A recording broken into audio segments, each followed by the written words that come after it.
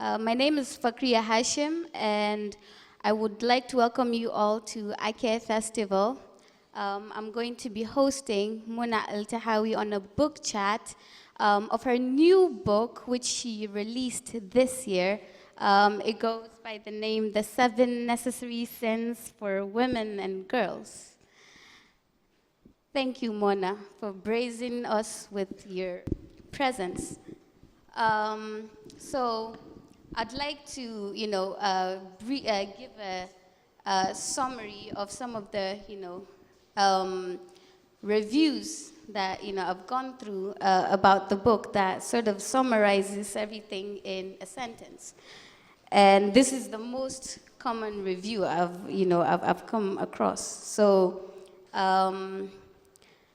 The 7 Necessary Sins for Women and Girls is a bold and uncompromising feminist manifesto that shows women and girls how to defy, disrupt, and destroy the patriarchy by embracing the qualities they've been trained to avoid. So, a few weeks ago, what I did was I asked random people, about 6 people, what they think of, the 7 necessary sins for women and girls, people that hadn't read it. And, the reply I got, gave me an understanding of how, people have these, this preconceived notion of Mona. And the common reply I got from, these young people is that, she's trying to make, young girls stray from, the righteous path. They just heard sin, and, everyone is trying to sort of move back into their shells because it scares them. But yeah. I would like for you to give us, a brief about what, motivated you to write such a rage-filled, big fuck you to, patriarchy kind of manifesto. Thank you, Fakhriyya. Before I start, I think I've been here enough times for you all to know how I begin all my talks. So after 3, we're going to say it together. 1, 2, 3, fuck the patriarchy! Thank you. Now I can begin. Okay, so, and also I want to thank Lola and the entire RK Festival team. I feel that this is my home. I love returning to RK. Thank you for all the incredible work you do. Thank you for this wonderful family that you have put together. I will always come back.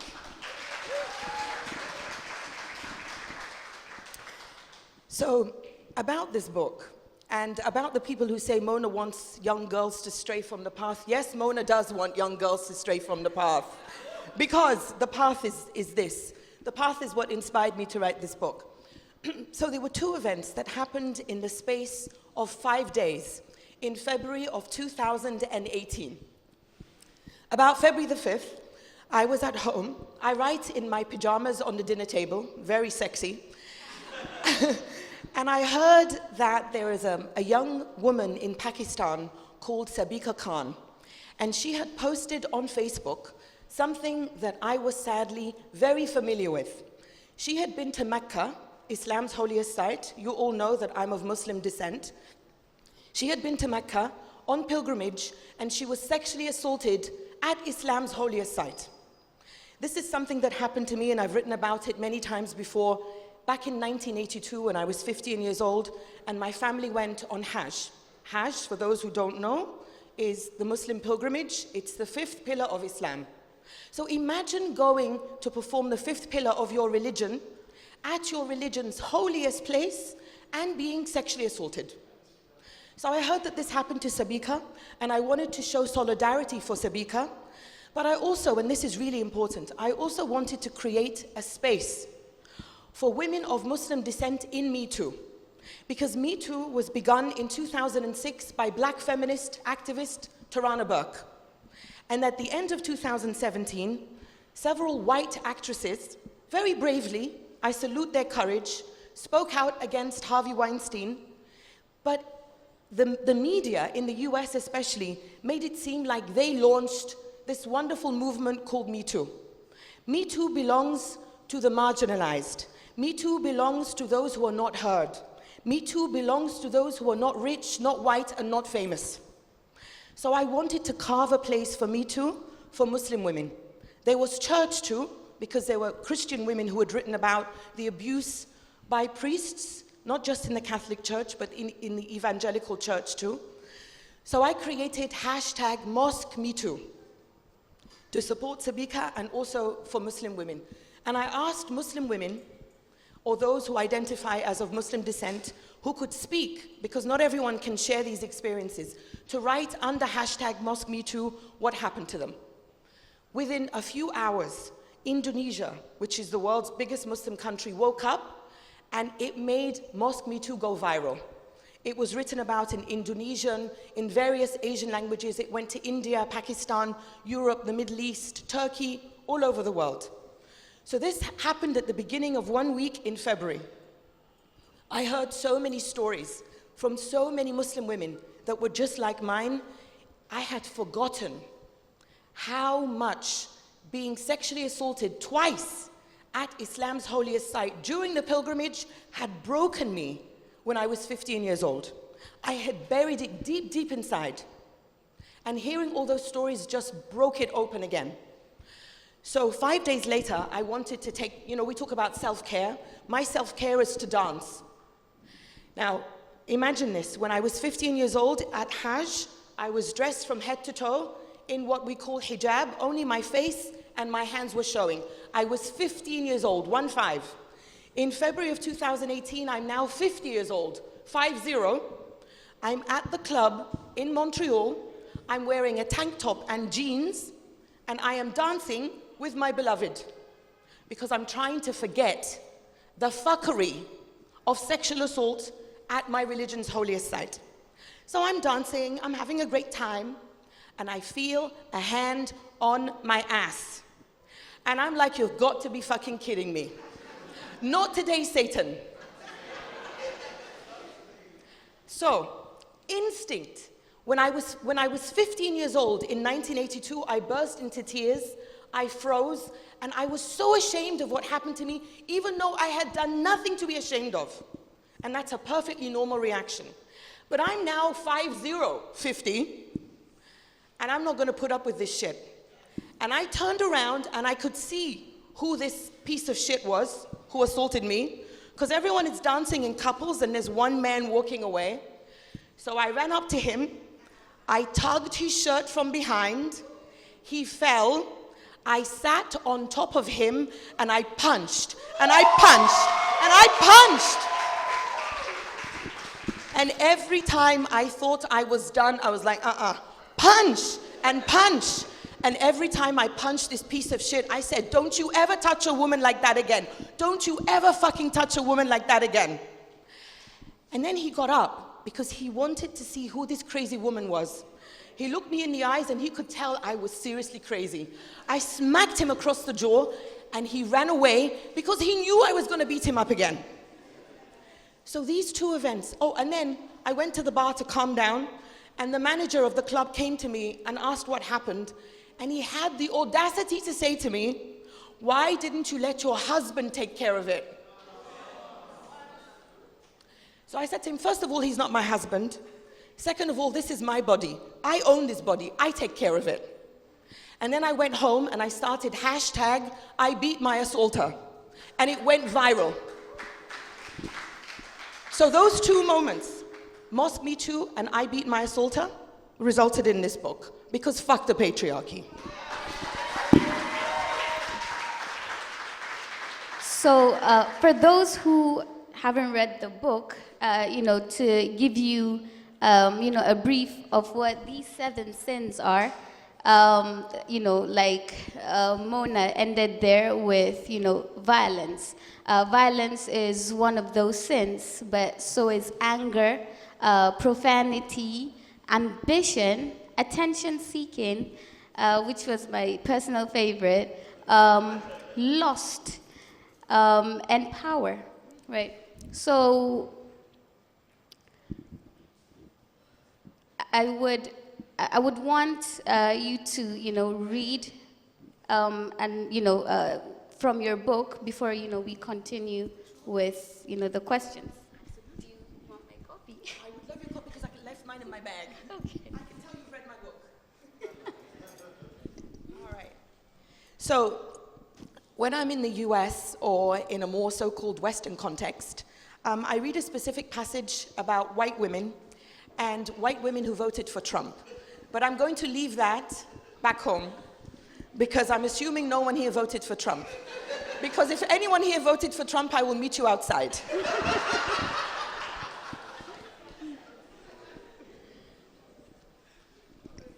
So I'm going to read, because what I do is I try with my readings to make people uncomfortable, because I'm a big fan of discomfort. Because I believe that when you're uncomfortable, your privilege is being questioned. And it's really important to sit in that discomfort and ask why you're uncomfortable. I have had white women come to my talks and say to me, I urge you not to otherize white women. I'm like, what? How the fuck am I gonna otherize white women? And then they'll say, well, I'm upset. And I'm saying, well, too fucking bad. Sit in that upset. So I'm now going to make you upset. So this is from the violence chapter.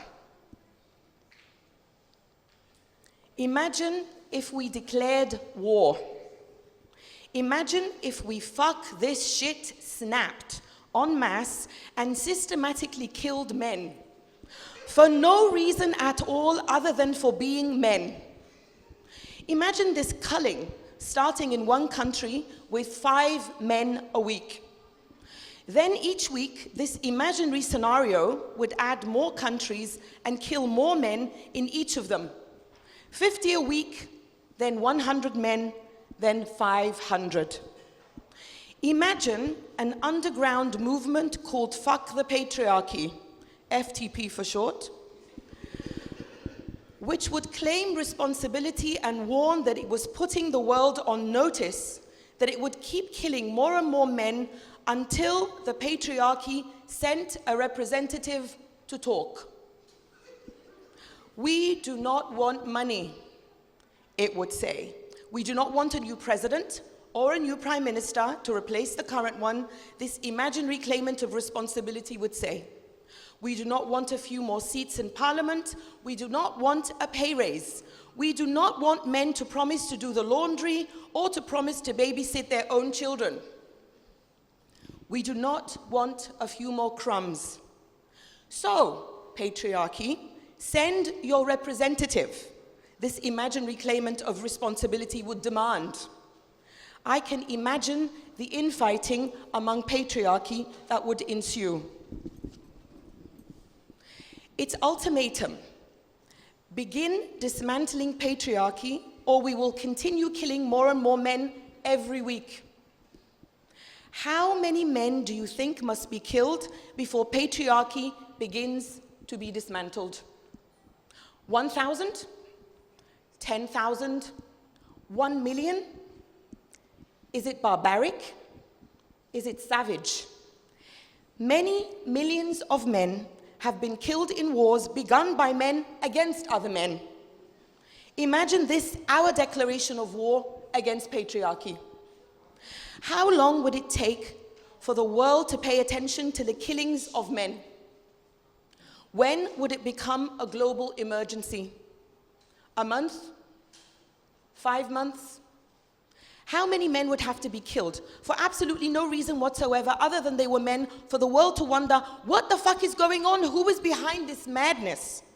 Who do we talk to so that this savagery can stop? Who do we invade? Who should we bomb?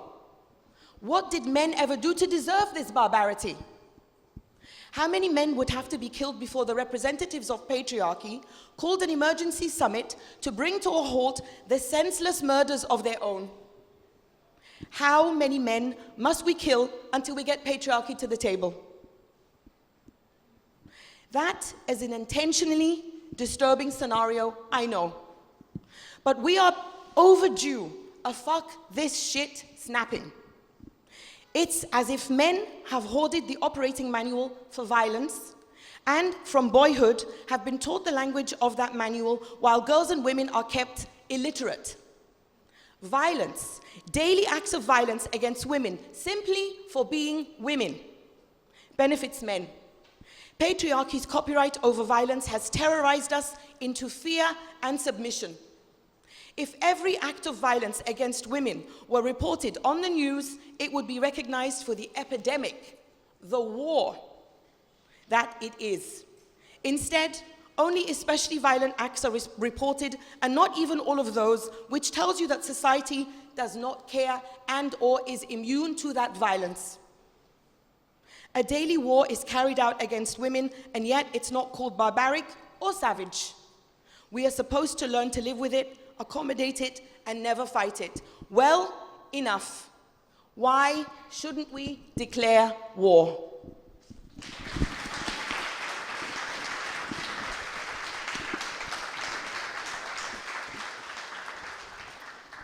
So, Mona, I have a question and, a very brief, answer, or even an estimate. I want to ask you, how many people has feminism killed? Big fat zero.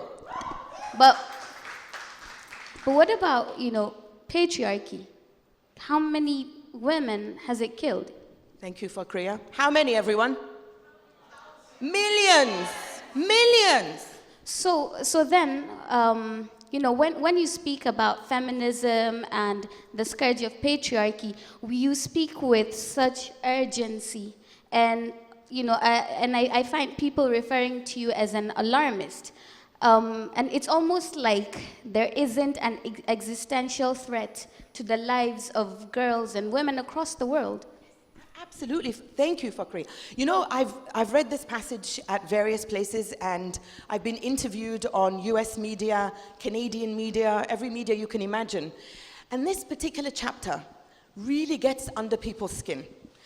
And I've been asked by journalists who are female. They say things to me like, but I'm a mother of boys, and you're asking me to imagine killing my boys? And I say, excuse me, I'm asking you to imagine a scenario of violence while everyday actual violence happens against your girls. Everyday actual acts of violence, not imaginary, happens against women. So look at this. Look at the way patriarchy has socialized us to be more concerned about imaginary violence against men and not the actual violence against women, girls, and queer people. Because in this book, we are all in this together. Women, girls, non-binary people, and queer people, we're in this together. And yet they're upset because I asked them to imagine how many men it would take to dismantle patriarchy. How many men to kill to dismantle patriarchy.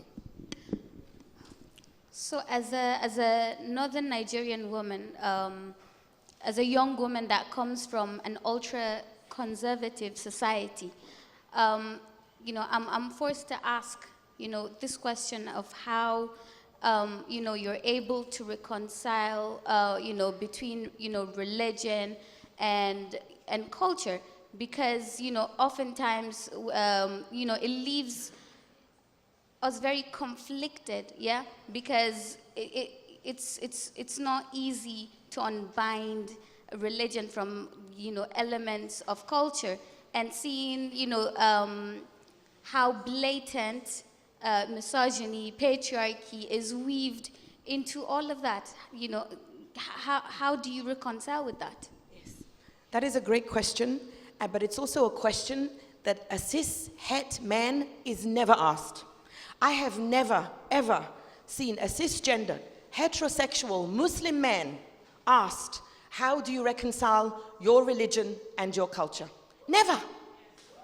Why is this question only asked to us women? Why are our bodies the battlegrounds between the war, or in the war, between religion and culture? So what I've done is, and I'm 52 years old now. I'm not a young woman, yeah? And whenever I'm asked this question, especially by fellow Muslim women, and many Muslim women come to my events, and they ask me, how do you do this? How do you sit on a stage and say, fuck the patriarchy, and I want lust, and fuck this, and fuck that, and I'm queer, and I'm polyamorous, and all of this? And I say to them, listen, I did not come out of my mother's womb saying, fuck the patriarchy. Even though I like to imagine baby Mona coming out saying, fuck the patriarchy. Today's the worst day in the history of patriarchy because I came into the world. This is not how it happened, you know? It took me years of unchaining myself. And this is what it is, it's an unchaining. You have to liberate yourself from this particular war that they impose just on us women. Because this is not a war that they fight. This being, or they being, cisgendered heterosexual men. So enough. So what I've done with this book, I mean, I began it with Headscarves and Hymens, because Headscarves and Hymens focused specifically on my background as a woman born in Egypt to a Muslim family, and the Middle East and North Africa. And so a lot of women who are also of Muslim background could identify with Headscarves and Hymens. But this book now, I've taken it global. It's not just about being Muslim and just about how I unchain myself from that particular Islam versus culture. This book now is just global patriarchy. So I think that what we have to do is we have to see all of us across the world who are constantly put between this never-ending war between whatever, Christianity and culture, Buddhism and whatever it is, and say, no more, this is not my fight. My fight is to be free. My fight is not to be equal to men, because men are not free. I don't want to be equal to someone who's not free. I want to be free. And anything that hurts women, girls, and queer people, I reject. Anything and everything.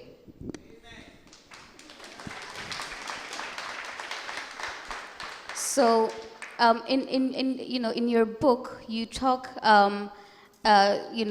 strongly about how, you go off on white feminists, and you touch up on a lot of very sensitive cultural and religious issues. So, from comments, from the tweets that people send to you, and even some of the reviews of your book, I found women are always asking you to why are you being so intense, that you're breaking off the bridge to having a discussion with men, sitting down on a table and talking about patriarchy and finding ways to sort of resolve some of our differences. It's phrased so beautifully, like, okay, we'll come and we'll break bread and we'll talk about our issues, and everyone goes home and all of a sudden patriarchy is dead. And when young people are talking about being feminists, especially young women, it's like, yes, you can be a feminist, but don't be like Mona. Mona is a radical. Mona is extreme. And, to so many other women, young women are dissuaded from, being feminists like you. So, what does that, what do you say to these young women that are conflicted on, which scale, what part of the scale they should be on? Is it the extreme or the moderate, or the, those that believe, okay, women are much, inferior to men because of bodily strength and stuff, but, women should, enjoy the opportunity. So those on the far, end of the right. Okay, anyone who's scared and who thinks I'm too radical and who thinks I'm too extreme, just go to the side, because you're not going to help in the fight. You're a foot soldier of patriarchy, and I don't have time for foot soldiers of patriarchy. And thank you. And the foot soldiers are always the first to be killed. So just go to the side. I want people who are ready to fight. I want warriors. I don't want foot soldiers. I also want people who refuse crumbs, because those who say, well, Mona, you need to be a bit nicer. You need to be politer. You need to sit down and talk and break bread. I will not sit down and talk and break bread with someone who does not recognize my full humanity.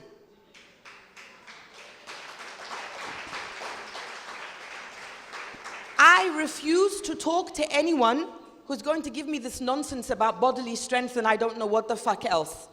I'm beyond this now. I refuse the crumbs that patriarchy throws me, because there are some women who accept the crumbs. These are the white women who voted for Trump. These are... See, I keep coming back to them because I live in the US. I should read you the passage about the white women. I will. So, but there are also women who are not white who accept crumbs. There are women, Muslim women, who accept crumbs, Christian women who accept crumbs, women all over the world who accept crumbs from patriarchy because it gives them a proximity to the power of patriarchy, and they foolishly think that it will protect them from the violence of patriarchy. All it does is, patriarchy recruits them as foot soldiers to police me, to police you, to police other women, and then when it's time to kill, they're the first to go.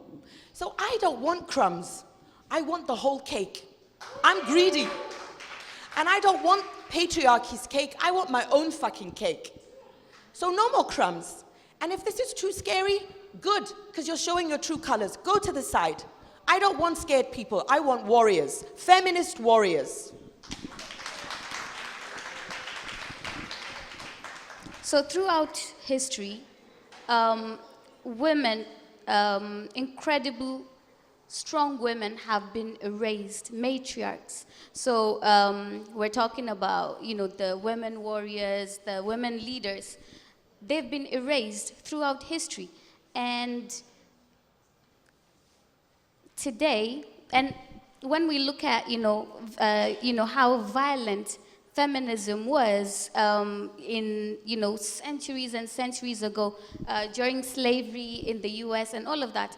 And, today when we sit down and, we're having a conversation with men and, they talk about how radical we are and that we should be able to sort of replicate the feminism of those peaceful women that came out and, protest and, talk, but then are very ignorant of the fact that we might be the least violent feminists that ever lived. So what is the impact of that erasure of women that have fought through blood and tears through centuries and are being erased? What impact does it have on younger women? Yes. That's a great question. And we don't even have to go that far back in history to see that erasure happening, because we're seeing that erasure happening as we speak in the various revolutions and uprisings around the world. Whether you're talking about Hong Kong, or you're talking about the revolutions that happened and continue to happen in the Middle East and North Africa, where I come from. I'm from Egypt. Or various protest movements, uprisings, whether in South Africa most recently in Rhodes Must Fall, whether here in Nigeria, whenever you have any kind of protests, everywhere across the world, this is what happens. Protest leaders ask women to come out and join them, and they boast. I mean, you see all these pictures of the Sudanese women who led the revolution, the Tunisian women who led the revolution, the Lebanese women who are leading the revolution in Lebanon, yeah? Give it 5 days. 5 days, and it's time to negotiate, and it's men sitting with men negotiating over our future. Because this is what ends up happening. It becomes a group of men fighting another group of men for a slice of the cake. And I said I want the whole cake. I don't want crumbs. So we risk our lives to take part in these movements, and we get pushed aside. And this is why I say what happened in all of these revolutions, and I'm speaking especially of Egypt now, and you look at any liberation force, because we've all been, most countries on this continent have been colonized. And we recognize that pernicious colonization as an occupation force that must be expelled, right? And we have justified violence in expelling that. Well, I am saying that patriarchy is the world's oldest and longest continuous occupation force. And I will use any means necessary. I use that intentionally to end that occupation by patriarchy. Because when I look at Egypt, my country of birth now, the revolution has devolved into a dick swinging contest. A cisgendered dick swinging contest between one group of men and another group of men. That is not my revolution. So these women who have been erased, they continue to be erased as we speak. In Hong Kong, women are being sexually assaulted for protesting, and it's the men who you see all the time. In Sudan, women were raped and sexually assaulted, and it's the men who were sitting and negotiating with the military to talk about transition. No more. Because I'm not just fighting the state now, because I think when we talk also about women leaders, I also want to emphasize that I'm not interested in a woman who's leading to uphold patriarchy. I do not support a woman simply for being a woman. I support women who dismantle patriarchy. So if you're going to lead the way Margaret Thatcher led, I'm not supporting that kind of woman leader. If you're going to lead the way that the current head of the CIA is a woman, and Trump boasted of having the first woman leading the CIA, this is not a feminist victory. This is a woman who's going to uphold patriarchy. I celebrate women who dismantle patriarchy. And the dismantling is not just on the state level, because our male revolutionary comrades are interested in the fight against the state. And I'm interested in what I call the trifecta of misogyny. That is the state, the street, and the home. Because when I tell men this, they say to me, but Comrade Mona, nobody is free. You see, everyone is oppressed in Egypt or whatever. I say, yes, Comrade XY or whatever the fuck your name is. The state oppresses men and women, it's true. But the state and the street and the home together oppress women. This is what my revolution is. And if that's not your revolution, I'm not going to risk my life so that your penis can be free from another penis. That's not how it works. Mona, you know, you're in Nigeria and you're shaking a really big table that has a lot of powerful female politicians on top of it, because it almost seems like the very few that, you know, are allowed to sort of push through to the top protect themselves in that positions by stomping on, you know, women, and especially young women. You know, they tend to see younger women as their competition. So they essentially spend, you know, they expend all that power on trying to protect their presence in those spaces. It's almost like they feel so special that they're very few there. So it's like, we don't, you know, I want to continue feeling special, so I don't want any of you girls here with me. And it's terribly sad because, you know, a lot of young women I've spoken to, a lot of the aspiring politicians like Zara here in the North, you know, always talk about the struggle with older women that are in positions of power, and it's almost like they make it much harder for them to push through.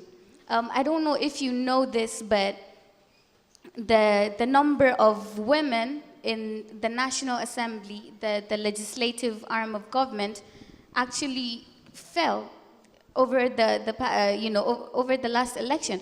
We only have 7% of women, female representation in the legislative arm of, you know, all across Nigeria. Only 7% are women.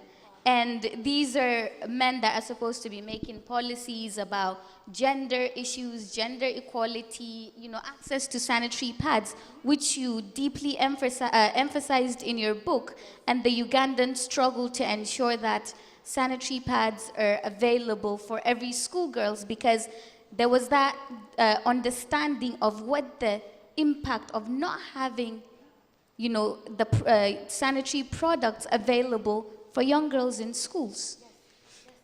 And I'll let you. Sure. Those are all incredibly important and crucial points. How, in 2019, is such a big country like Nigeria, how does Nigeria have just 7% female representation in government? How? This is 2019. How? And there are other countries around the world that are lower. And the best that we can imagine is like maybe 41%, and I think that might be in Mexico. How is this possible? This is what I talk about when I say that patriarchy is the world's longest and most pernicious and most continuous occupation force. This is what I mean. And what you said about the female politicians in Nigeria is exactly what I mean when I say that women accept crumbs in return for doing the dirty job of patriarchy. My enemy is not young women. You are not my enemy. The young sisters walking around here are not my enemy. My young queer comrades are not my enemy. My enemy is patriarchy. And patriarchy socializes us to be in competition with each other because divide and conquer. Huh? I am not in competition with you. My fight, my war is against patriarchy. I want to be replaced by young women.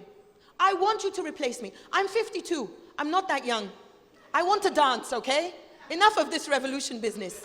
I want to be replaced by you. And I want to be replaced by feminist warriors. We are not in war with each other. We are at war with patriarchy. And you mentioned Fakhriyya, Uganda. And in my chapter on profanity, I mentioned one of the fiercest warriors in that war against patriarchy, Dr. Stella Nyanzi.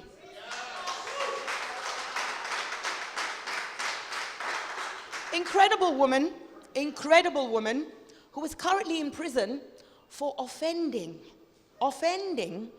one of the world's longest dictators, longest in power dictators, Yoweri Museveni.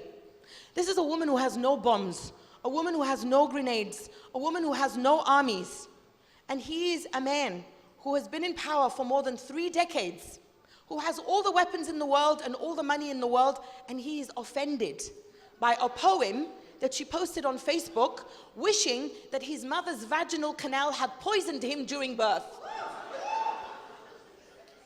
And when she posted this poem to mark his birthday, she wrote her address on Facebook and said, "Come and beat me up, Yoweri." This is a warrior for feminism. And she is in prison now because Museveni and the patriarchy in Uganda recognize that this is a woman who refuses crumbs. And this is a woman who understands that profanity is not the sin here. Obviously, I use sin differently. Profanity is not the violence here. Poverty is violence. The poverty that keeps women, girls, and people who menstruate from having the sanitary products that they need, this is violence. The violence that Yoweri Museveni's regime subjects its political opponents to, the torture that is subjected where they peel the skin on their ears. What is more offensive? That you peel the skin off your dissidents' ears, that you keep girls and anyone who menstruates from going to school because they don't have sanitary products. What is offensive? That Stella Nyanzi called you a pair of buttocks or poverty? What is more offensive? This is the skewed measure that patriarchy imposes on us. It makes us believe that Mona saying fuck, that Stella Nyanzi saying, "I wish your mother's birth canal had poisoned you and you're a pair of buttocks," it makes you think that this is the greater offense. Patriarchy and its crimes are what is offensive.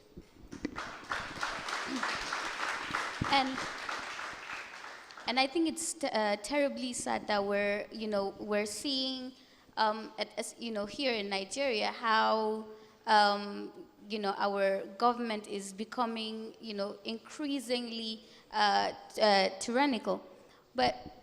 It's one of the biggest issues I think that women face here in Nigeria is, state-sanctioned sexual violence.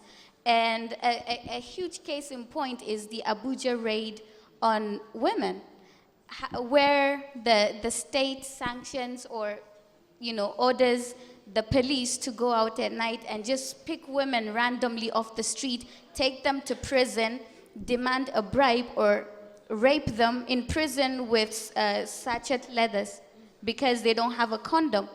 And, when women got really angry and, decided to protest, marched to the agency that prescribed the order, a spokesperson came out and said, well, we're trying to cleanse, our city, because we have this idea that, and this goes for the Christians and the Muslims, right? We have this idea that we're purists, and anything that doesn't fall within our cultural and religious beliefs should not exist. And you talk about the diversity of causes that women movements accommodate, but in terms of how the state uses violence, sexual violence against women, and then when you confront the state, it tells you, well, they were prostitutes. And when they say that, they understand the kind of society we are, because people are, oh, she's a prostitute, she deserves it. Absolutely. I mean, the state claims for itself a copyright over violence, right? This is why one of the sins in my book is, they're showing you the minutes here. This is why one of the sins in my book is violence, because I'm done with the state owning the copyright to all of this. I'm an anarchist, fuck the state. I will no longer be quiet or submit to the violence of the state without a massive pushback. And this idea that the state can do this, and it recruits others from society who don't belong to the state powers just by demeaning us through the word prostitute. Well, if those women were prostitutes, then I'm a prostitute. I'm a prostitute every day, if this is what the state is going to use so that it can justify sexual violence. I have been called a prostitute by the Egyptian regime. They've put my picture on the front page of an Egyptian newspaper, and they call me a sex activist. What the fuck is a sex activist? Okay, I love sex, sure, I'll go out there. And the Saudi regime had a news report on its television, not only calling me a sex activist, but saying Mona Eltahawy hates men and is calling for sex on the street. I'm like, you what? Okay, let's go. Yeah. So I would like to ask you one more question before we throw it into the crowd. So, and this is very important, and we talk about the intersectionality of feminism.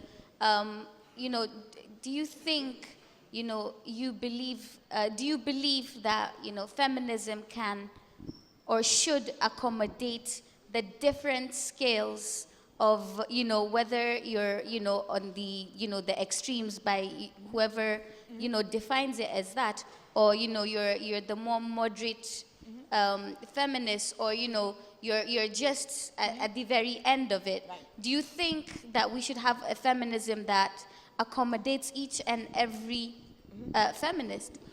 Okay, I would answer by asking, first of all, what are the scales for patriarchy? Is there an extreme patriarchy? Is there a moderate patriarchy? Is there a scale for patriarchy so that I can figure out what my response is? Of course, the answer is no, right? There is no scale for patriarchy.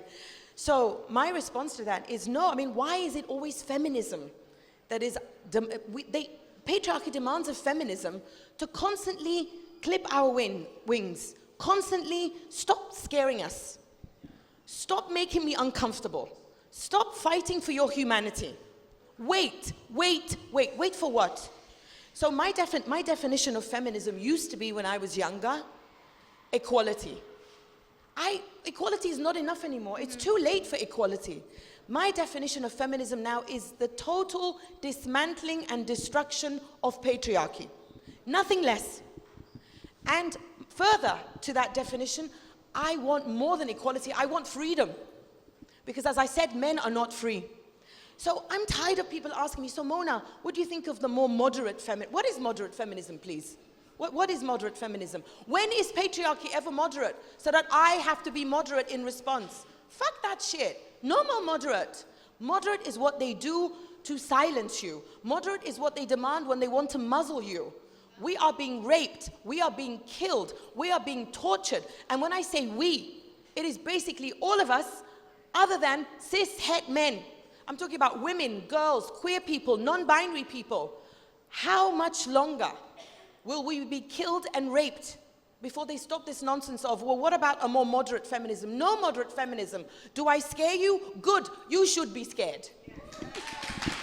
So we're going to take a few questions from the audience. Okay. In the black scarf, Zara.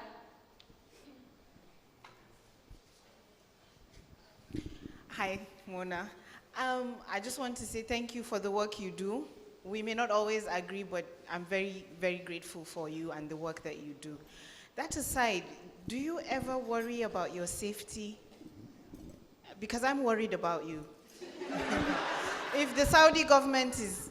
Do I have a bodyguard? Will you travel with me? Okay.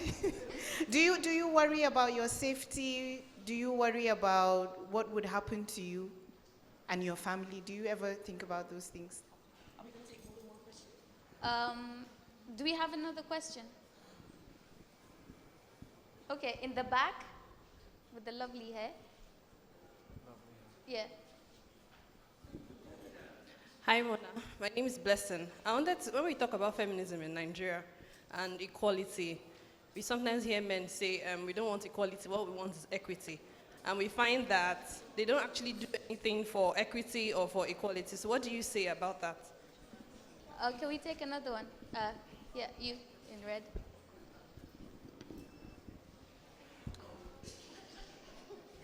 Hi, Mona. Hello. Hi. So I made a documentary on Hajj earlier in the year, and I interviewed a woman who is supposed to be in charge of women. She's a Nigerian woman. I specifically asked her if women are molested, sexually harassed in Makkah, and then she told me that there are a lot of cases that women come to her and they tell her that, Nigerian women, yeah, they come to her and they tell her that a man groped them while they were trying to touch Kaaba, or somebody just slapped their ass or something. And she blamed the women, yeah, because she said something like, she tells women all the time that they shouldn't go close to the Kaaba, that they have no business going to the Kaaba. So I just want to ask that, can I take a word for it, like in kind of like, telling people that these things happen in Makkah? So can I like quote her or something, and leaving out the part where she blamed women? And I have another question.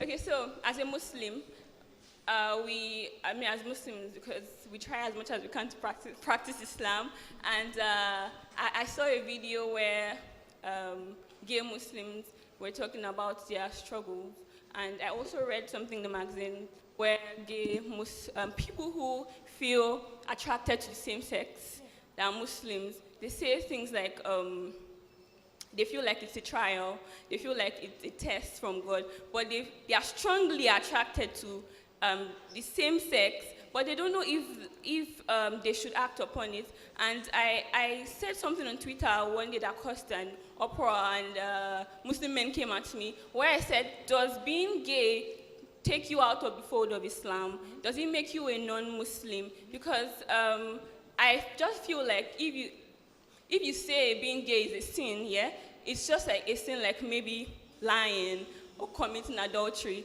and we all do that. I mean, everybody does that. So what makes you different from a gay person? So I just want to, yeah. Do you want to answer the first? Okay, so the first question about, do I fear for my safety? You know, in 2011, the Egyptian riot police broke my left arm and my right hand and sexually assaulted me and threatened me with gang rape, and I was detained. I can see I've shocked you already. Sister, you have no idea. And they threatened me with gang rape, and I was detained for 12 hours, 6 hours by the Interior Ministry and 6 hours by military intelligence, headed at the time, I should say, by the current fascist fuck who is the president of my country, Abdel Fattah el-Sisi. He was head of military intelligence. I was blindfolded and interrogated with 2 broken arms. So they have tried, and I'm still here.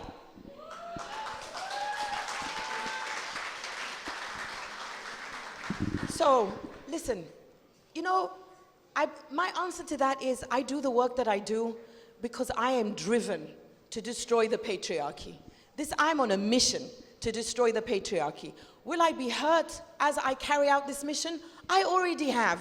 What else can they do to me? You know? So honestly, this is what I don't give it much thought. I don't wake up in, I tell you though that a friend of mine told me earlier this year, I got into a lot of trouble with the Saudi regime because I helped a young Saudi woman who escaped from her family. A young woman called Rahaf who's now living in exile in Canada, yeah? So as a reward for this, the Saudi regime systematically attacked me on social media 6 weeks straight. I got death threats 3 days in a row. I was called this whore and a sex activist on TV. And one of my friends asked me when she found out that I was going to the Karachi Literature Festival, she pleaded, she's Pakistani, she pleaded with me not to go to Pakistan because the Pakistani regime is very close to the Saudis. So I thought about it for maybe 2 minutes, to be honest. I thought, I don't know, you know, they killed Jamal Khashoggi not too long ago, and they have female activists in prison in Saudi Arabia that they torture, but I decided to go. So foolishness, I don't know what it is. I'm on a mission to destroy the patriarchy, and patriarchy is going to do what it's going to do. And you know what? Even if they don't directly threaten my life, I could be raped by some piece of shit I don't know, you know, who has nothing to do with the Egyptian regime or Donald Trump or the people who voted for Donald Trump. Do you know what I mean? Our lives as women every day are under threat. Every day. So, fuck the patriarchy and, you know, I go out there. So the question about equality and equity, that is just such a fucking ridiculous notion, my God. What the fuck is equity? Do you know what I mean? It's like telling someone, look, this is your role as a woman, this is your role as a man. First of all, I reject those binaries.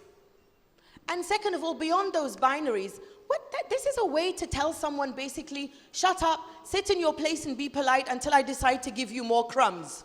I don't want your fucking crumbs. And as I said, I don't want equality. It's too late for equality. I want liberation. I want to be free. I don't want to be equal to men. Men are not free. I want to be free.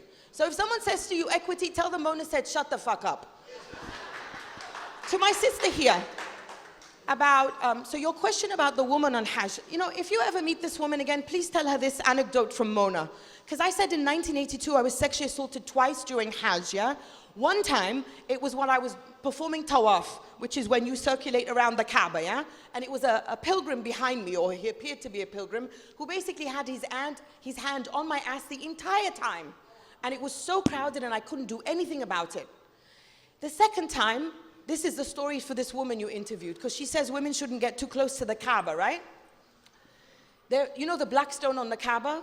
As part of the rituals, we're supposed to embrace the black stone. So there is a Saudi policeman who stands next to the black stone, and he allows men to take their turn, and then he says, men, go to one side. Now it's the women and girls. So we are now under the protection of the Saudi police, yeah? So the women and girls stand in line.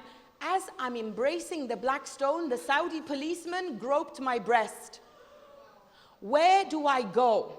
Who do I complain to when the fucking police, next to the Kaaba, as I'm embracing the black stone, at the holiest site of my religion, is sexually assaulting me? Where do I go?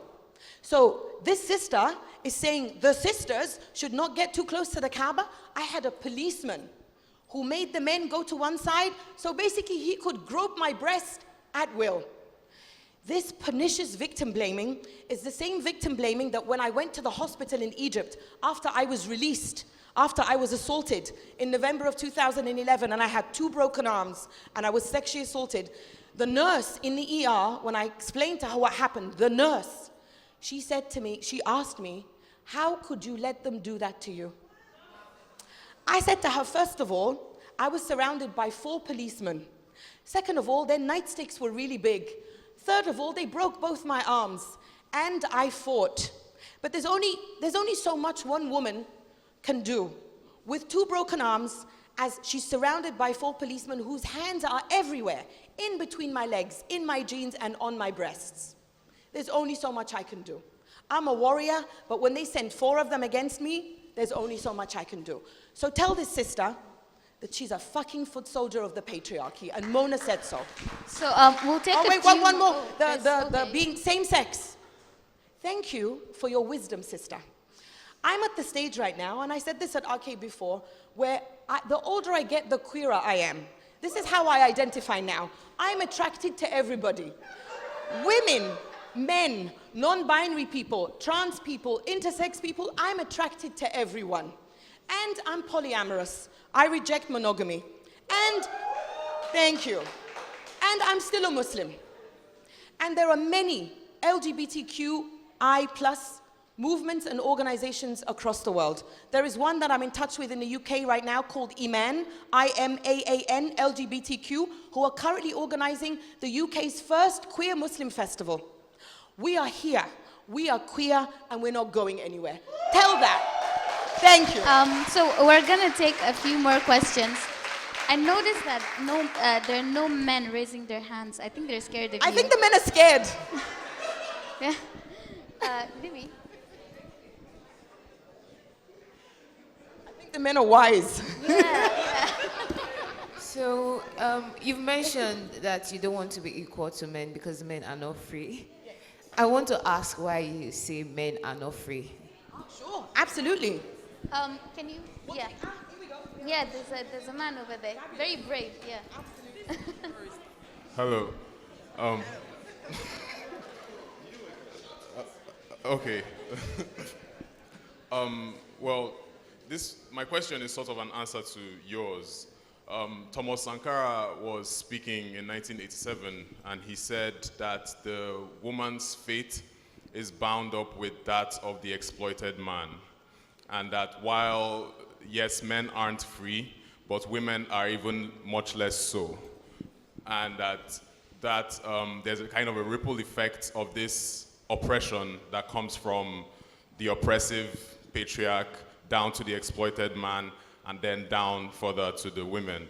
I guess my question really is, how do you imagine that this collective struggle, between men and women can develop? Thank you both for the question, and I think I can answer both of them at once. Okay. This is not a fight against men. This is a fight against patriarchy.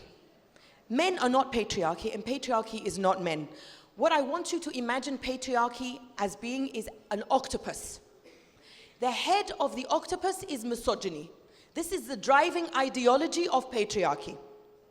But misogyny is not the only form of oppression that patriarchy uses, because patriarchy is systems and institutions of oppressions that serve and privilege male dominance. So the head of the patriarchy is misogyny, and the other 8 tentacles of patriarchy are those forms of oppression. So capitalism, racism, homophobia, ableism, classism, all of those other forms of oppressions that patriarchy uses across the world. So in the United States, patriarchy uses misogyny and white supremacy and capitalism, Islamophobia, etc., etc. Here in Nigeria, your patriarchal octopus will use tentacles that perhaps are slightly different from in the United States, because you don't have white supremacy here. Here you have colorism. Here you have homophobia. Here you have capitalism, yeah? So I want you to stop thinking of patriarchy as men. My war is not against men. My war is against patriarchy. If you are a man allied with the patriarchy, then my war is against you. So men have to understand that when I talk about those tentacles of the octopus, capitalism is used against you, because not every man has privilege under capitalism. Class, not every man has privilege under class. Abilities, what about disabled men?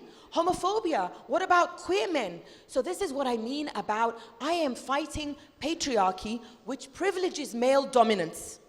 And this is where I can tie in both of those questions. This is why I say I want more than equality, I want to be free. Men are not free because that octopus also suffocates and strangles men. I want freedom. Now, do we have any more time? I think we have about 5 minutes. One more question. Okay. Ooh, okay, I'll leave you to choose. Well, I see the men right here. Right here, okay. But the one behind seems really enthusiastic. Okay, can you make yours really short? Really short, so that 2 we can sentences. take 2. Yeah, we'll do here and we'll do in the back. I see you, we're coming to you. Thank you, Mona, for a very refreshing talk. I've never heard so many fucks said in a speech before. And I'm a bit confused, you know, and I'll admit I'm a bit ignorant. So I'm a bit scared when you say kill all men, you know? But at the same time, in What's the question? The question is, as we try to dismantle patriarchy, what advice do you have for men here in Nigeria? Because some of us have nieces, some of us have daughters, have younger sisters, and we want the best future for them. You want to know how to be a good ally? To them, exactly. Fine, thank you. I will answer that. At the back.